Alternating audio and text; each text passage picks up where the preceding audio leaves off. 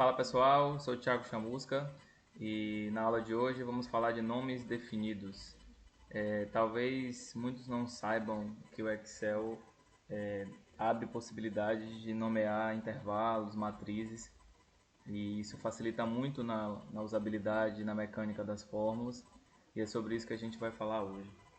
Lembrando que o Excel que eu utilizo é o 2016, a versão, ou o Office 365 também, que já está bem atualizado, mas com o mesmo layout. E eu separei aqui uma tabela, uma tabela simples que tem despesas de setores de uma empresa e os valores distribuídos aqui em 3 meses junto com o total. E antes de mais nada, só para deixar claro que nomes definidos ele existe desde o lançamento do Excel, nas suas versões iniciais, e às vezes muita gente nem sabe que isso existe, que facilita muito na construção das fórmulas. Se eu clicar aqui na aba Fórmulas, eu vou ter aqui um grupo chamado Nomes Definidos. E é exatamente esse grupo aqui que a gente vai utilizar nessa aula de hoje. Se eu, por exemplo, quiser selecionar aqui só as despesas de publicidade até aqui março e nomear, eu selecionei aqui os valores e vou chegar aqui em cima na caixa de nome e vou digitar publicidade. E vou pressionar Enter. Quando eu faço isso, eu acabei de nomear, observem, esse intervalo, que vai aparecer aqui em cima, com o nome publicidade. E se eu quiser gerenciar esse nome que eu acabei de nomear, eu vou clicar aqui em gerenciar, ele vai estar aqui. É exatamente com o valor, os valores, né, que eu selecionei, a referência e a pasta, né, que no caso é esse arquivo aqui. Eu vou fechar e vou nomear aqui locação. Vou nomear também aqui suprimentos. E vou nomear salários.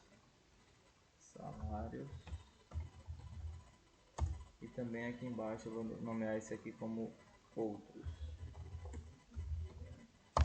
Observem agora, nós temos aí 5 nomes referentes a 5 intervalos.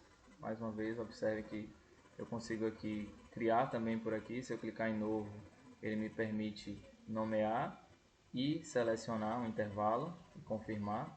Vai ser o mesmo procedimento, o mesmo resultado, só que procedimentos diferentes. E eu posso também editar, se por acaso a locação aqui eu quiser editar, ó, eu tenho aqui embaixo a referência, eu posso mudar para não precisar mexer no nome. Assim como eu posso também excluir caso eu não queira nenhum nome desse aqui. Como utilizar nomes definidos em fórmulas, já que a gente começou nomeando alguns intervalos e eu queria mostrar para vocês que é muito simples. Por exemplo, se eu quiser somar o total de despesas de publicidade, eu venho aqui em soma, que é uma função que eu posso somar um intervalo, e ao invés de eu selecionar o intervalo, eu posso apenas digitar P de publicidade e o U aqui, ele já vai trazer para mim um nome, eu vou dar um Tab e depois Enter. Eu acabei de somar esse intervalo aqui, observe, 14.000, exatamente o valor que vai aparecer aqui. Vou colocar aqui no formato de contábil, 14.000, que é o resultado que aparece aqui também. Uma outra coisa que a gente consegue fazer também é, por exemplo, uma média. Eu vou digitar aqui uma média aritmética desse intervalo de salários, por exemplo. Coloquei o S aqui de salários, já apareceu, vou dar um Tab e Enter.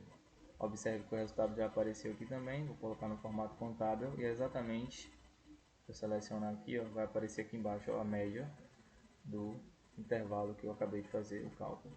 Uma outra coisa interessante dentro dos nomes definidos é você ter o conceito de interseção e também de constantes. Eu vou colocar aqui constantes, só para constar a nossa aula. Deixa aqui constantes.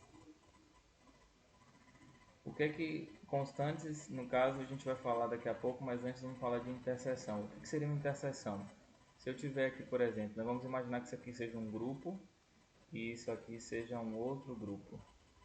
Aonde está a interseção? A interseção está aqui nesse valor aqui de 4.200. Eu não sei se vocês lembram daquela aula de conjuntos numéricos de matemática, acho que da quinta série, mas lá a gente tem essa explicação do que contém ou do que não contém em um grupo, e a interseção é exatamente o que está nos dois grupos, né? Nesse caso aqui, na seleção, fica mais fácil de entender. Então, se eu quiser fazer uma interseção no Excel, utilizar esse conceito em uma fórmula, eu vou fazer o seguinte: eu vou nomear aqui, por exemplo, fevereiro, ou seja, as despesas de fevereiro. E agora eu posso usar aqui, por exemplo, o igual. Eu vou trazer aqui publicidade e eu vou dar um espaço.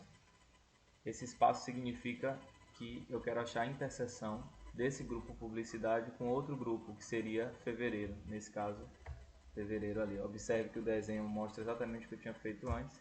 Quando eu dou um Enter, aparece exatamente o valor que está nessa interseção, que é 4.200. Isso pode ser interessante em tabelas maiores para encontrar valores, é uma forma também de encontrar valores.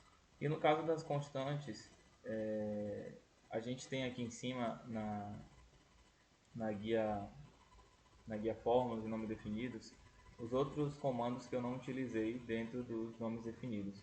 Por exemplo, se eu clicar aqui em definir nome e dizer, por exemplo, que eu vou criar uma constante de cotação do dólar, né? Cotação do dólar.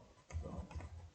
E eu quero que essa cotação do dólar, que eu já nomeei aqui, seja um valor de 5,10, por exemplo. E confirmar, o que o Excel vai fazer para mim? Opa, deixa eu tirar esse acento aqui. Eu vou colocar só cotação, vou tirar o espaço, vou deixar sem nada aqui. Cotação underline dólar. Pronto. E agora eu dou um Enter, ou um OK.